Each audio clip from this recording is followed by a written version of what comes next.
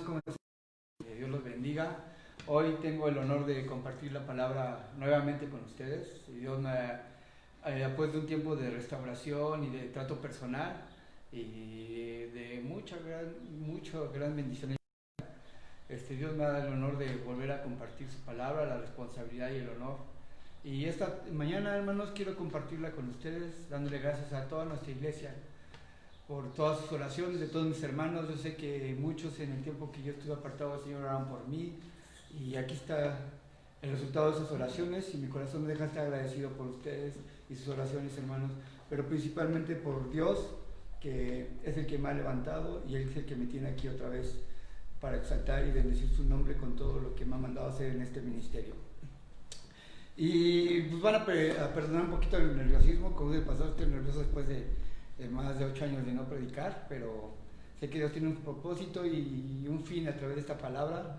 Él en el estudio me mostró grandes cosas, primeramente confrontándome a mí mismo, y espero que sean bendecidos igual de esta manera en este estudio, en esta mañana, hermanos.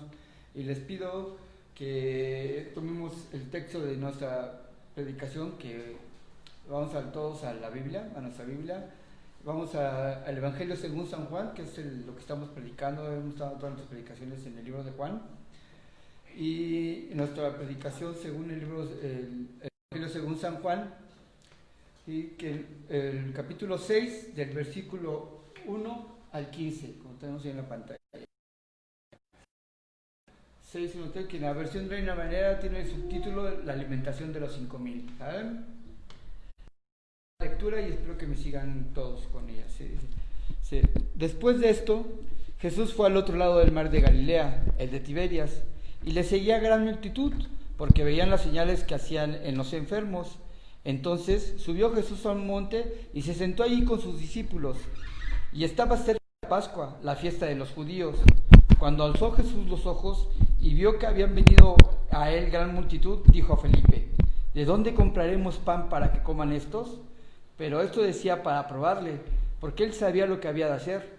Felipe le respondió: 200 denarios de pan no bastarían para que cada uno de ellos tomase un poco.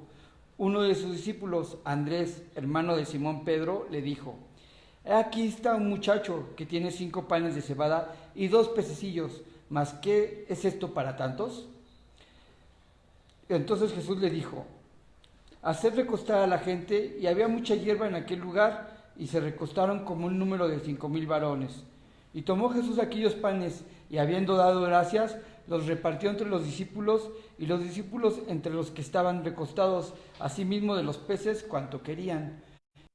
Jesús se hubiera saciado, y cuando se hubieran saciado, dijo a sus discípulos: recoged los pedazos que sobraron, para que no se pierda nada. Recogieron pues y llenaron 12 cestas de pedazos de los 5 panes de cebada sobraron de los que habían comido. Aquellos hombres entonces, viendo la señal que Jesús había hecho, dijeron: este verdaderamente es el profeta que había de venir al mundo. Pero entendiendo Jesús que iban a venir a apoderarse de él y hacerle rey, volvió a retirarse al monte solo. Señor bendito, Dios todopoderoso, Padre amado, te damos la gloria y la honra a ti, Señor. Gracias por tu amor, por tu misericordia, por tu bondad, Señor. Por tu palabra, Señor, que es el alimento espiritual que nos compartes todos los días, Señor, para saciar nuestra alma, Señor. Que aquí está, en esta predicación, Señor, tú me has puesto ese principal en este mensaje tan hermoso que es este milagro, Señor. Y te pedimos, por favor, bendito Dios todopoderoso, que les hables al corazón de mis hermanos y a todas las gentes que están ahorita padeciendo necesidad, no solamente la física, Señor, la económica, Señor, sino principalmente la espiritual. Esas personas que tienen hambre y sed de ti, Señor, y que su alma los lleva a estarte buscando día a día, Señor. Te pedimos, precioso Espíritu Santo, que tú tomes el control de mis palabras, de todo mi ser, Señor, y que tú seas el que hable, Señor. En el nombre bendito de tu Hijo amado Jesús. Amén.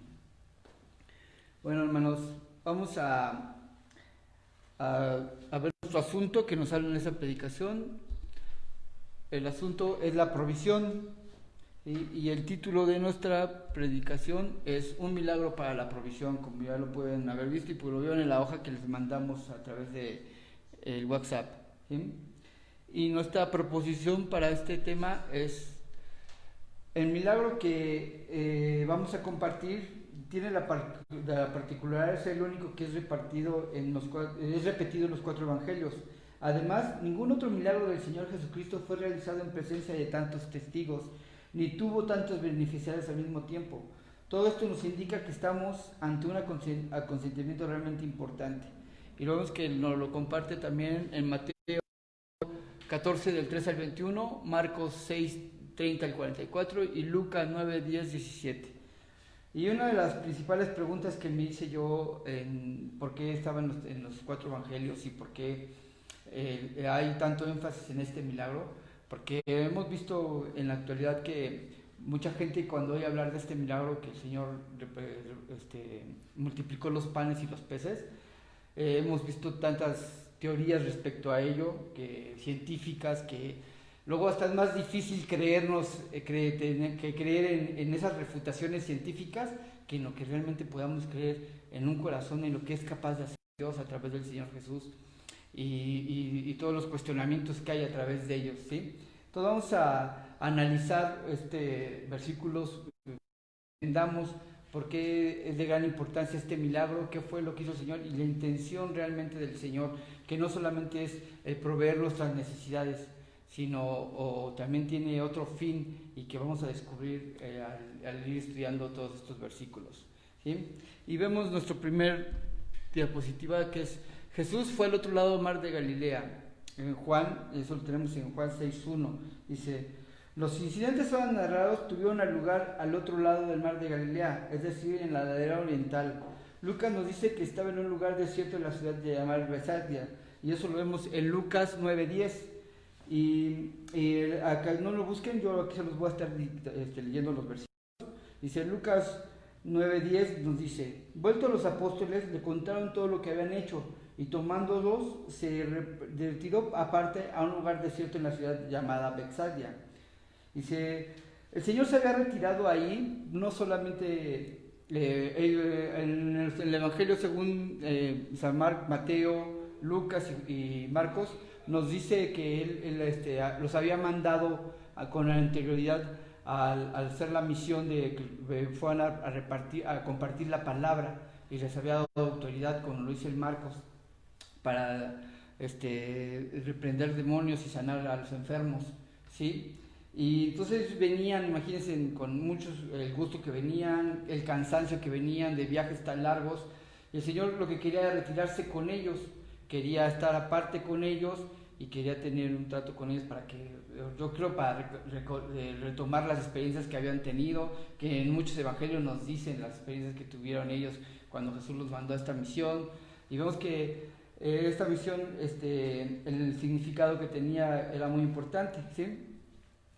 Y lo vemos en el siguiente punto, dice: la razón por la que en esta época el Señor desarrollaba su ministerio mayormente en Galilea se debía seguramente a la oposición que había recibido de los judíos en Jerusalén.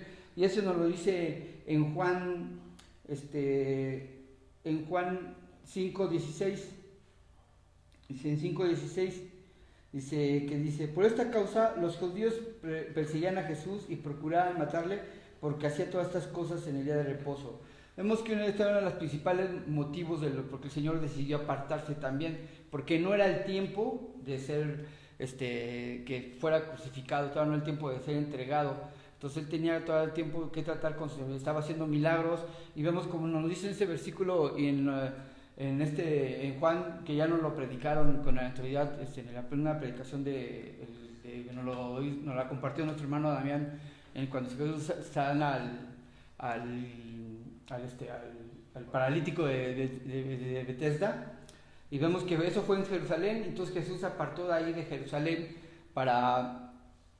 porque ya lo estaban persiguiendo, porque él lo hizo un día en un sabbat, que era el día de reposo, y eso le tenía conflicto y confrontación con los fariseos, que ya querían reprenderlo y querían matarlo. Entonces él se fue apartando cada vez más de Jerusalén hacia el norte, hasta llegar a la región de Galilea, que fue donde hizo la mayoría de los milagros. Entonces por eso era que la gente lo seguía la mayoría de la gente, porque estaban viendo los milagros que hacía. En esa región de Galilea vemos también que ahí sanó al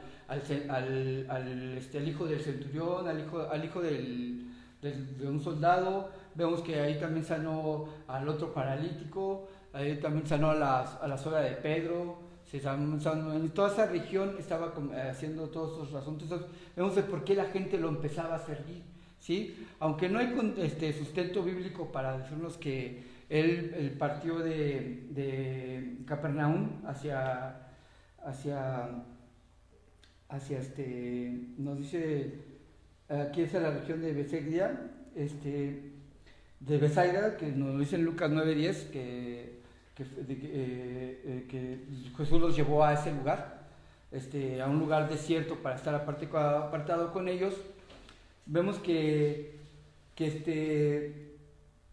el objetivo principal era eso, ¿no? Apartarse de la gente, apartarse de que las críticas y la murmuración de los fariseos y la confrontación que les causaba las palabras de Jesús a cada uno de ellos, y la gente lo estaba siguiendo por eso. Y la gente lo estaba siguiendo por eso porque estaban viendo los milagros que estaba haciendo grandemente Jesús, y entonces por eso llamaba la atención y mucha gente lo seguía porque estaban buscando también eso, un milagro en sus vidas, ¿no? Y querían muchos comprobar. Ya vamos a ver los intereses de todos los que lo seguían, porque unos lo seguían milagro, otros lo seguían porque querían comprobar, otros querían ver si era el Mesías, otros buscaban el libertador que necesitaban para esos momentos, y ahora vamos a ir desmenuzando poco a poco todo esto, ¿sí? Y en el siguiente punto nos dice, en el punto 2 nos dice que le seguía una gran multitud porque veían las señales que hacía con los enfermos, ¿sí? Eso lo vemos en Juan 6:2, ¿sí? Ya lo leímos.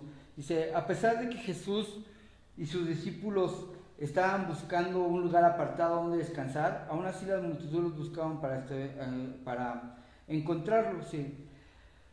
El apóstol Juan indica que eran atraídos por los milagros de Jesús, no era porque creían en él, sino por el interés que también había en la curiosidad que despertaban sus milagros. Aún así, el Señor no deja el bien por su gran misericordia, ¿sí? Sabemos que en Mateo nos dice... En Mateo nos dice que y saliendo Jesús vio una gran multitud y tuvo compasión de ellos y sanó a los que ellos de ellos los que estaban enfermos, y eso lo vemos en Mateo 14, que es donde también nos habla de la multiplicación de los peces y de los panes, ¿sí? Vemos que eso era lo que principalmente estaba moviendo a Jesús, ¿sí? La misericordia, el amor de que hay en el corazón de Dios para toda esa gente necesitada. Porque él no estaba viendo la necesidad física o la necesidad de un libertador, como muchos lo estaban siguiendo, sino ellos realmente lo movía a la necesidad que tenía su alma de ser alimentada por la presencia de Dios en sus vidas, ¿sí? Y aquí les habló Mateo del mismo milagro, y vemos que una gran misericordia de Jesús en toda la gente que le movía por su gran amor, como ya los acabo de ver.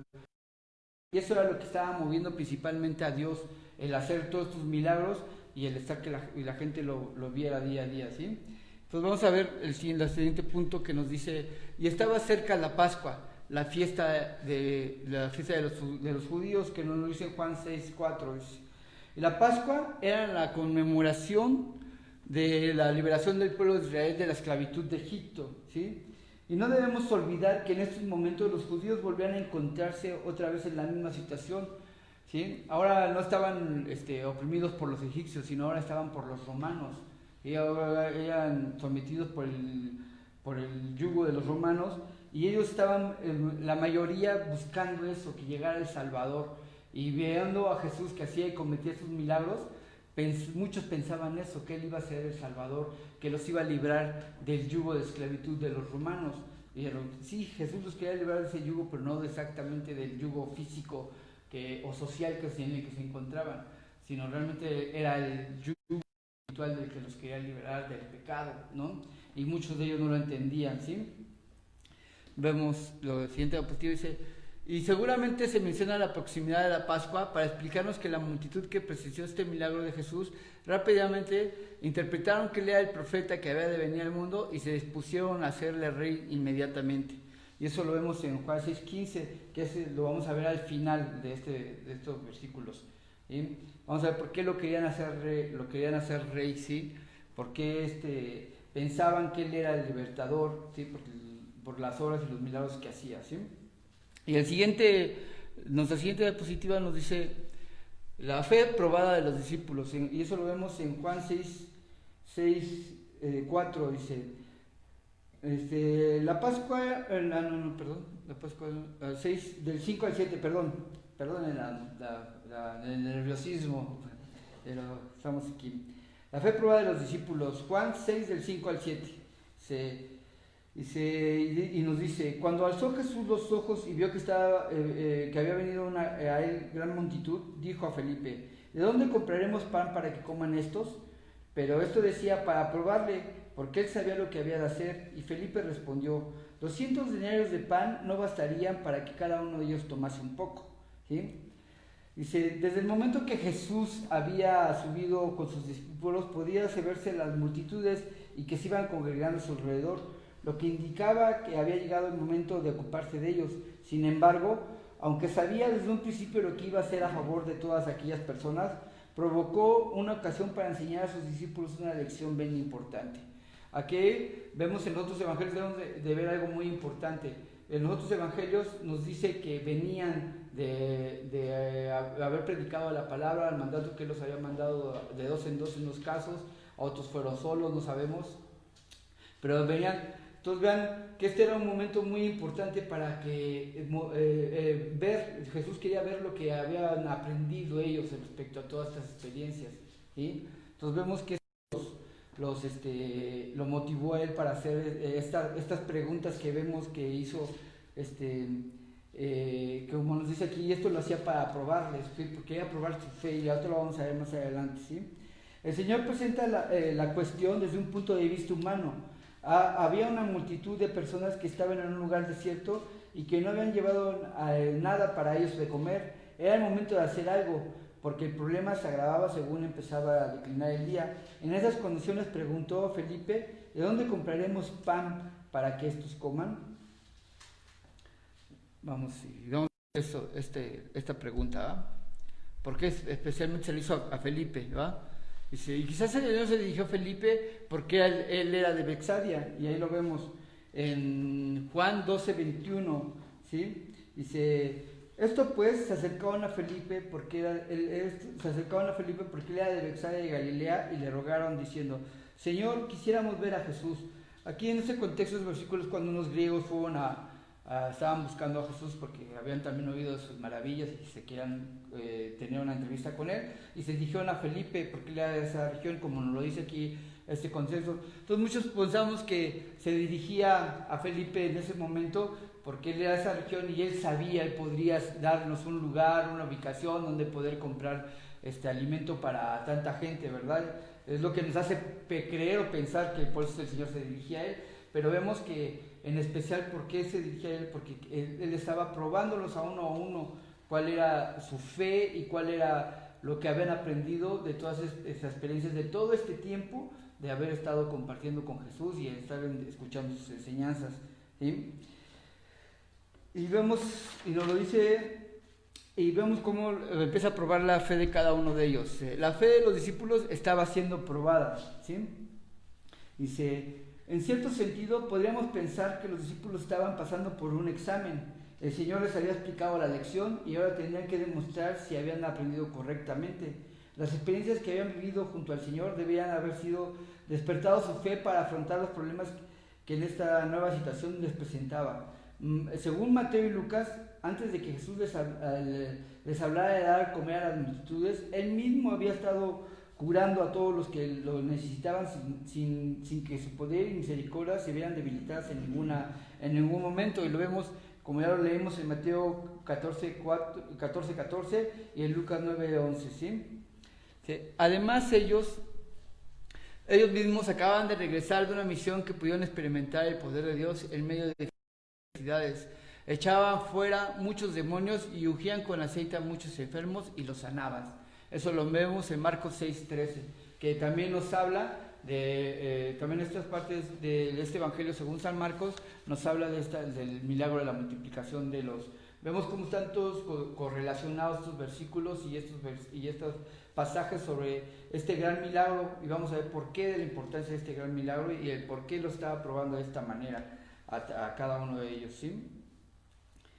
Y le cambiamos a siguiente diapositiva, nos dice, el propósito del Señor al probarles en estos pasajes, nos dice que el Señor sabía lo que iba a hacer desde un principio, pero dijo esto para probarlos. Aquí deducimos algunas cosas.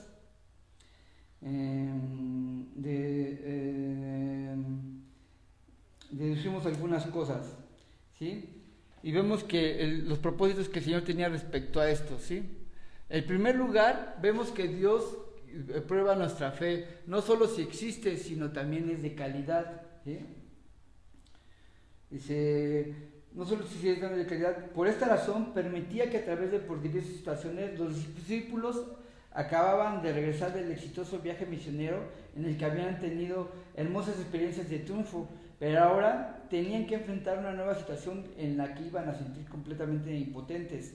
Y nosotros también atravesamos por épocas en que nuestra vida, en la que parece que todo va sobre ruedas, mientras que otros solo encontramos obstáculos en el camino.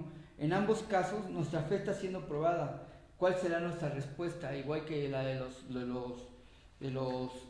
los apóstoles, que ahorita vamos a analizar esas respuestas que le dieron tanto Felipe como Andrés, ¿sí?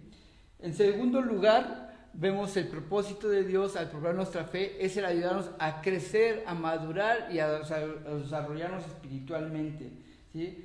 Pero antes de que este propósito se llegue a cumplir, de que las promesas resulten en una bendición para nosotros, tenemos que mantenernos en la perspectiva adecuada, confiar en todo lo que nos ayudará para bien en la voluntad de Dios.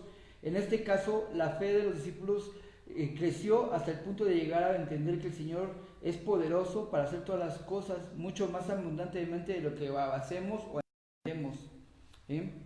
Y en tercer lugar, quería enseñarles que Dios siempre tiene preparada una salida para cada prueba que atravesamos, ¿sí? Aquí nos es muy fácil a todos hablar cuando recién estamos convertidos de Dios. Yo he visto a muchos hermanos que sí, el primer amor y te hace hablar con denuedo o con así muy emocionadamente dirigido por lo de Dios y dices, Dios es poderoso, Dios nos puede cambiar, nos puede traer. Pero ya cuando estamos en la prueba, ya cuando estamos como ahorita lo estamos viviendo muchos de nuestros hermanos, de los que no hemos dejado de orar entre semana, porque son pruebas que realmente, como lo decíamos en esta semana en la oración de las mañanas que oramos como colaboradores, estábamos orando, yo tenía la carga por mis hermanos que están pasando esta prueba y yo dije en esa oración, compartí el pastor a Damián y a Ashley, que son los que oramos en las mañanas, les dije que es muy fácil decir que amamos a Dios, pero ya cuando están como pruebas de estas es donde vamos a demostrar que amamos a Dios, y es donde Dios aquí quiere probar nuestra fe realmente, ¿sí? Y lo vemos si somos probados y si realmente le creemos a Dios o realmente nuestra fe está cimentada en Él, ¿sí? Y es algo que solamente cuando lo vivimos y entregamos nuestra vida a Dios lo podemos poner en práctica. Dice, el punto 5 nos dice, el Señor y la solución del problema. Dice, Juan 6:8, dice, uno de sus discípulos, Andrés, hermano de Simón Pedro, le dijo, aquí está un muchacho que tiene 5 panes de cebada y 2 pecillos, mas ¿qué es esto para tantos? Y vemos que aquí están, dice, los ridículos recursos de los discípulos. Como ya hemos dicho, los discípulos lograban hacer cálculos contando con sus propias posibilidades, ¿sí? Y vemos que ellos lo veían humanamente, ¿sí?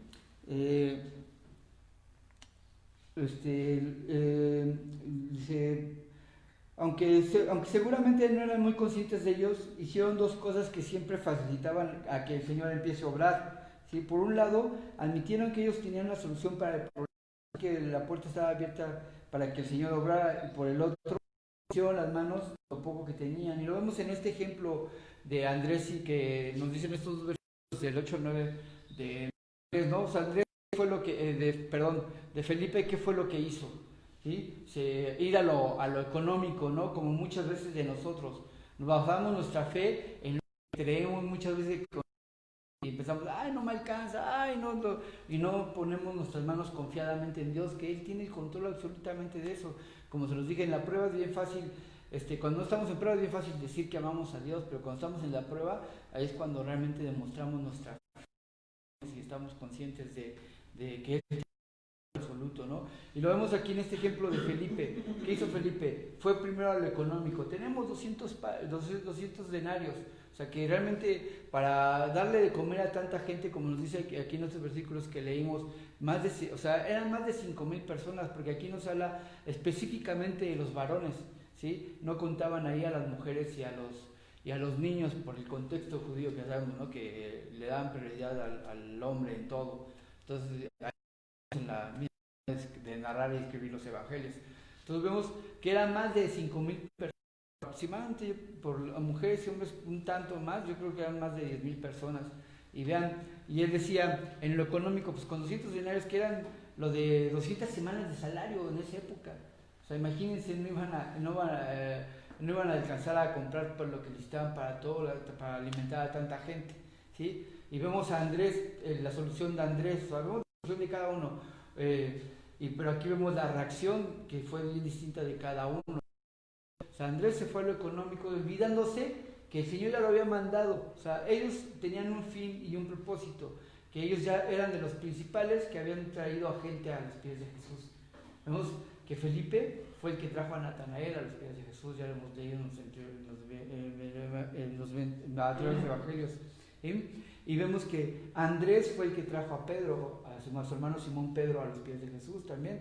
O sea, pero vemos cuál fue la solución. O sea, Andrés, aquí vemos que él sí puso en práctica lo que había aprendido, traer a la gente a los pies de Jesús. Y aquí trajo a este muchachito, pues, diciéndole, mira, trae un muchacho con 2 panes, con 5 panes y 2 peces.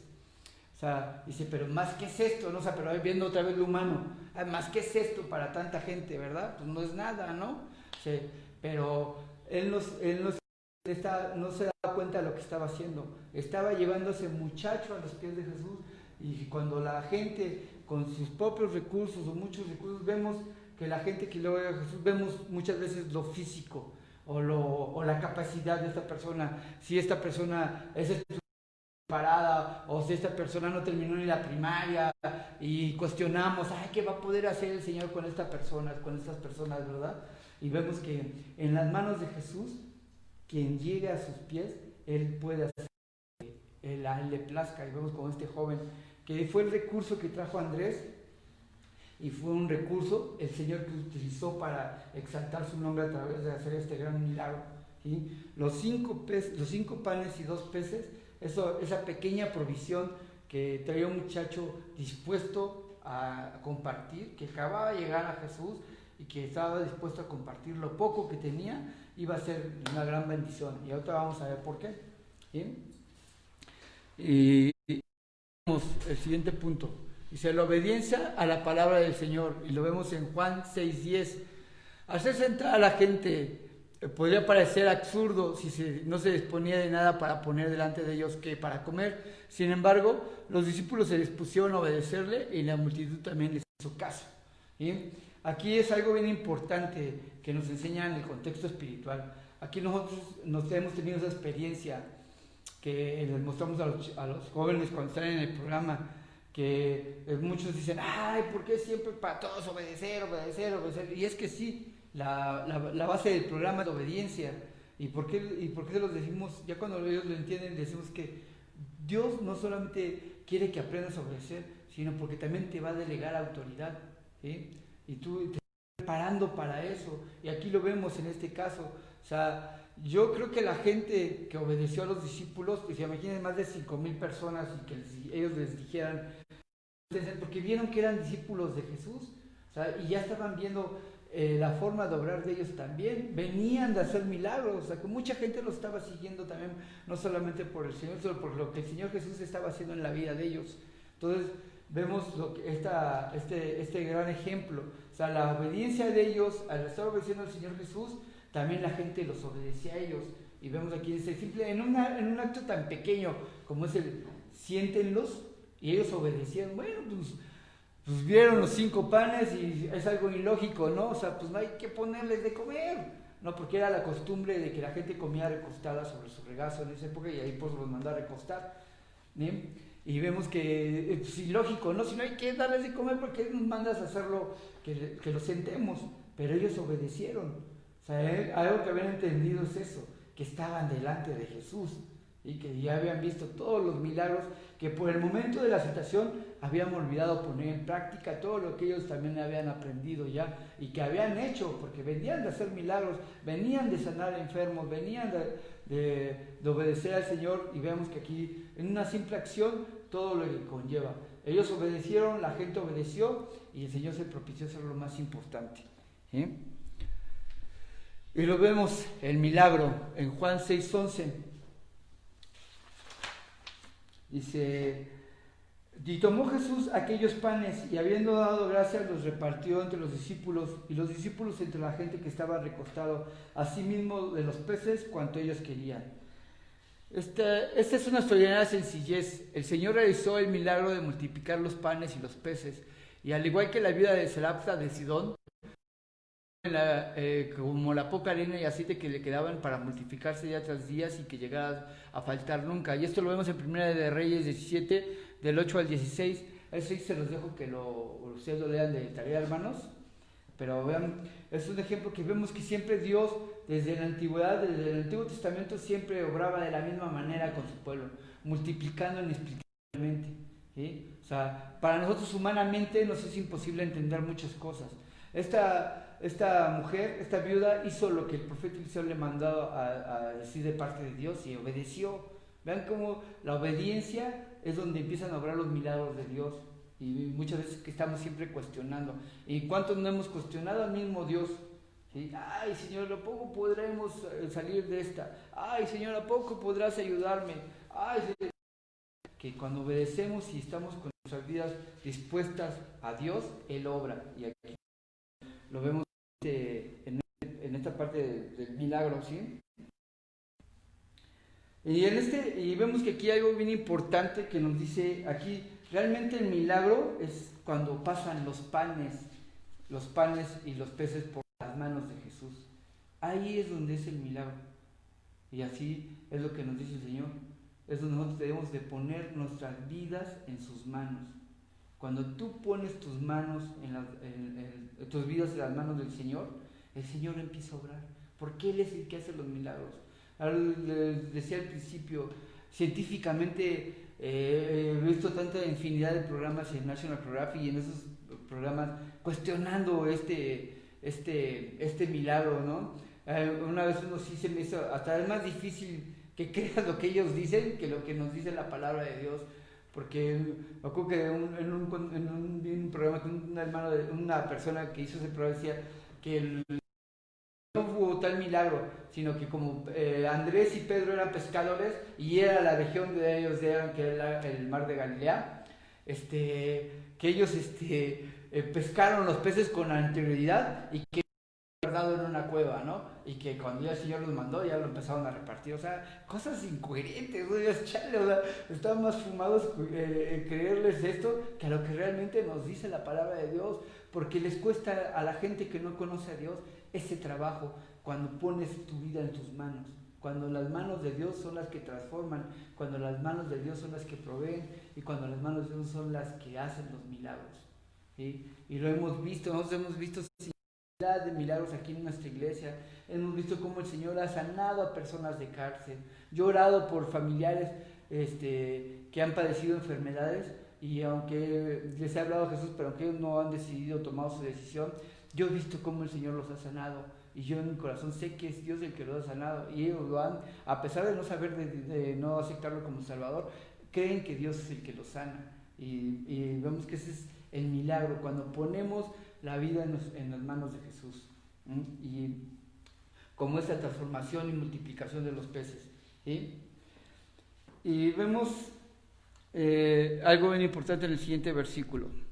Dice: recoger los pedazos que sobraron para que no se pierda nada. En Juan 6, 12 al 13, nos dice, y cuando se hubieron saciado, dijo a sus discípulos, recoged todos los pedazos que sobraron para que no se pierda nada. Y recogieron pues, y llenaron 12 cestas de pedazos de los 5 panes de cebada que sobraron de los que habían comido. Los discípulos recogieron lo que sobró a la orden de Jesús, generoso, pero no desperdiciado. Jesús mostró el carácter dadivoso de Dios, el mismo carácter de Dios que desea crear dentro de nosotros, ¿sí? También la tradición, después de que hubieron comido, aún sobraron muchos más panes y peces de los que había en un principio. Recogieron pues y llenaron 12 cestas de estos pedazos de los 5 panes que habían comido. La lección fue: tenían que aprender que el mejor modo de aumentar los pocos recursos que tenemos es ponernos en las manos de Dios. Pero en todo caso, los recursos infinitos del Señor no son una excusa para desperdiciarlos. Así que el Señor mandó que los panes que sobrantes fueran recogidos para que no se perdiera nada.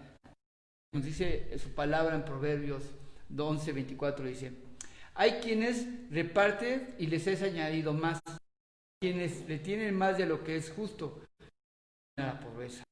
Este pan fue cuando fue partido, ¿sí? Porque es el carácter de Dios. Dios siempre está dispuesto a darle a sus hijos, lo conozcas o no lo conozcas, y lo vemos con toda la humanidad. Dios les provee, a lo conozcan, le reconozcan o no le reconozcan, Él siempre provee, ¿sí? Qué trabajo nos cuesta creer eso, ¿verdad? Y continuamos con la siguiente. Nos dice: Jesús como profeta predica, que no sé, 9:14.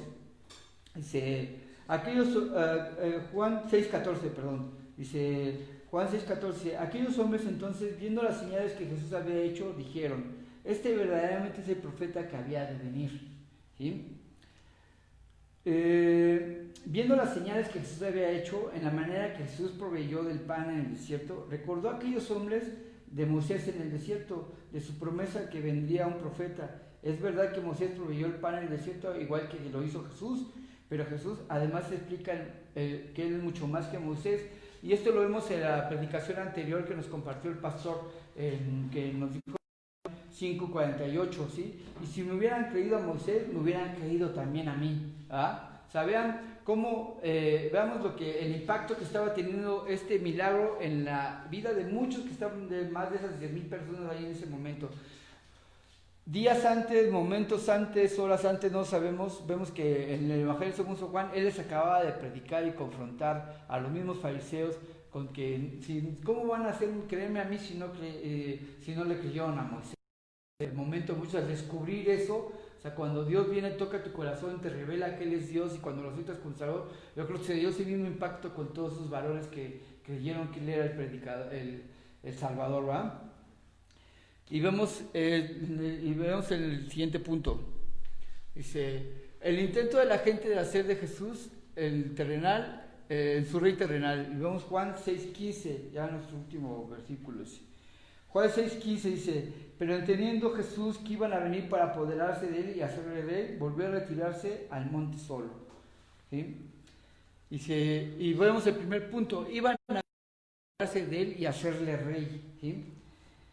Este milagro realmente a la multitud y levantó sus esperanzas revolucionarias, pero Jesús se rehusó a ampliar su reino de esta manera. En lugar de eso, volvió a retirarse al monte solo. Jesús estaba más interesado en escuchar y hacer la voluntad de Dios, en su Padre en el cielo, que escuchar el aplauso de la multitud, el recurso de la multitud, el que la gente, imagínense este milagro cómo impactó hasta los días de hoy, hace más de 2000 años, sigue impactando este versículo, este suceso que en la Biblia, ¿sí? Nos sigue impactando igual y sigue igual causando la misma controversia, ¿sí? Así como impactó a esta gente que muchos decidieron tomarlo por rey porque comprobaron que la multiplicación de algo insólito de panes y peces iba a transformar vidas, y todos que él es Dios, sí es el Mesías que estábamos esperando, vamos a hacerle rey, ¿sí? Pero vamos a ver por qué lo querían hacer rey, ¿verdad? Dice, y el punto dice, ellos querían que Jesús fuera rey porque pensaban que era el Mesías que ellos querían. O sea, querían, los judíos esperaban que cuando Jesús llegara sería el envío de maná. Estaba dispuesta a apoyar a Jesús mientras le diera lo que ellos querían.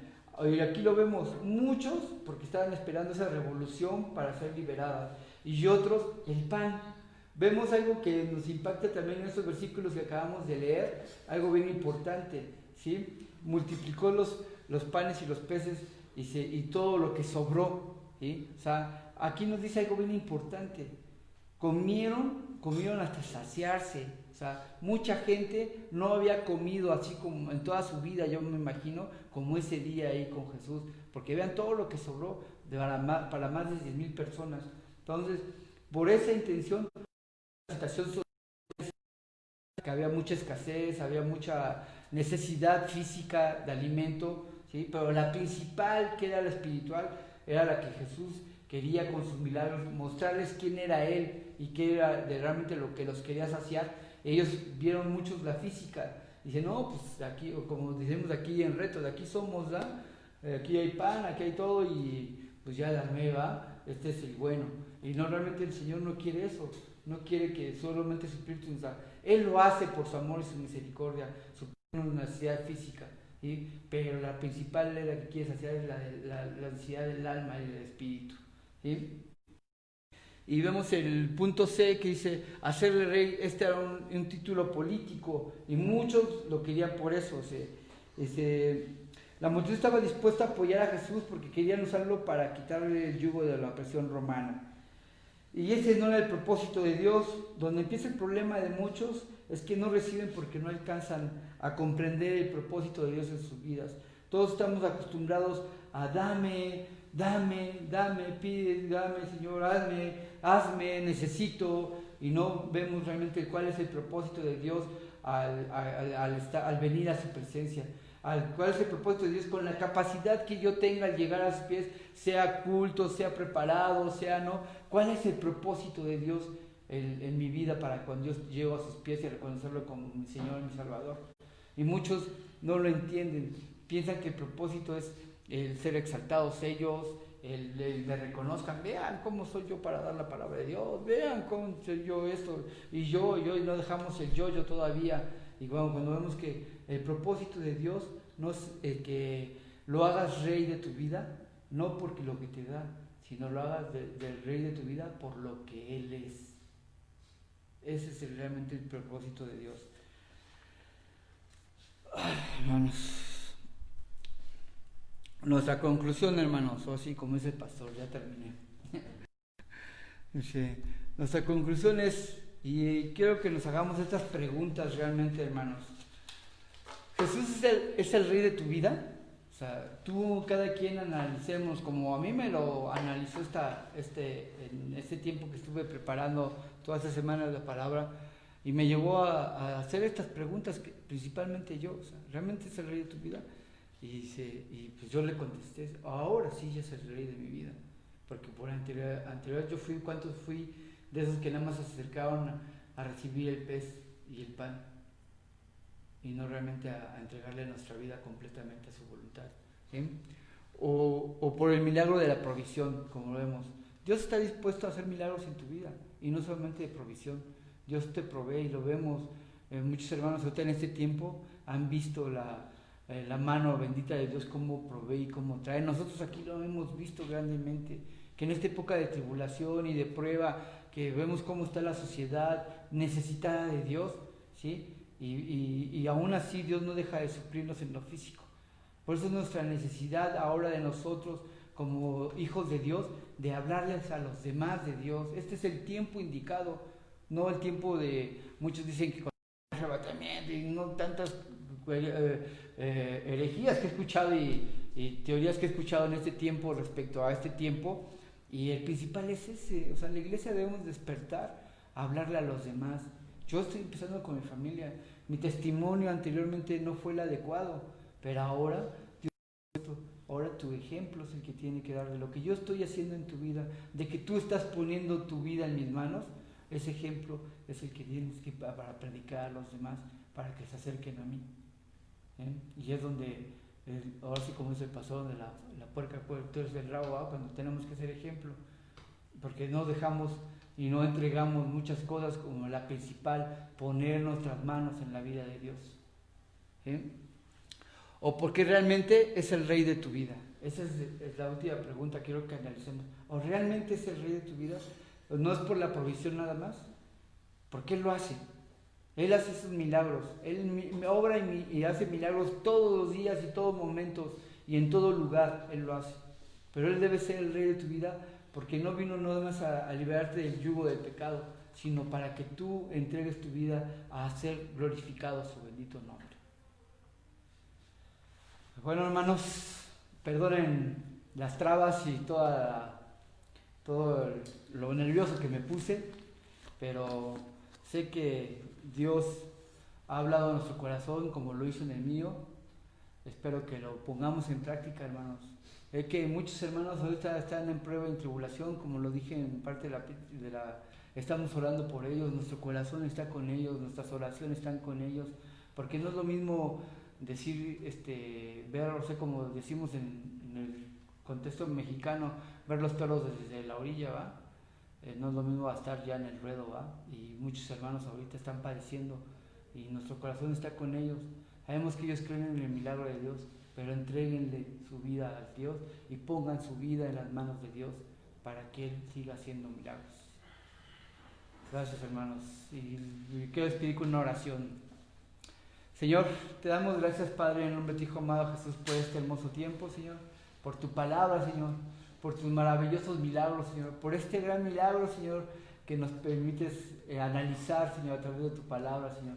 Que tú, Padre, nunca vas a dejar de obrar y hacer milagros, y que qué trabajo nos cuesta a los humanos creerlo, Señor, a los cristianos y no cristianos, Señor, cuestionar que tú obras o no obras, Señor. Nosotros, los que te conocemos, sabemos que tú obras en todo momento y en todo lugar, porque lo vemos que lo haces con nuestras familias, aun con los que no te conocen, Señor. Vemos que tú tienes el control absoluto, Señor, y que tú estás multiplicando esos panes y esos peces, no solamente en lo físico, Señor, sino en lo espiritual, Señor. En lo espiritual sigue multiplicando en toda la necesidad de toda esta nación, Señor, que cada día está perdida más, Señor, confiados en un político, confiados en una situación que no es ajena a lo humano, Señor. Te pedimos, por favor, que tú alcances a estas personas y que a nosotros como hijos tuyos, Señor, nos utilices para que sean alcanzados, Señor. Te damos la gloria y la honra a ti, Señor, en el nombre bendito de tu Hijo amado Jesús. Amén. Gracias, hasta luego, Dios los bendiga.